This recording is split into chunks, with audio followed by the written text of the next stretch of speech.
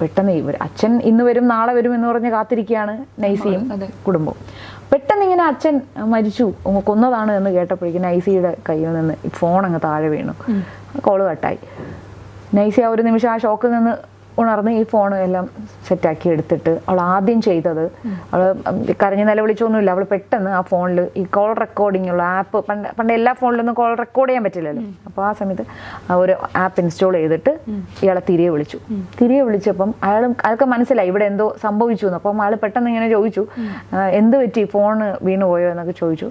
എന്നിട്ട് അതേ ഫോൺ താഴെ വീണു. ഞാൻ പെട്ടെന്ന് ഞെട്ടിപ്പോയി. അപ്പം എന്താ സംഭവിച്ചതെന്ന് ചോദിക്കുമ്പോൾ അയാൾ പറയും, എൻ്റെ മകനാണ് നിൻ്റെ അച്ഛനെ കൊന്നത് എന്ന് എനിക്ക് മനസ്സിലായി.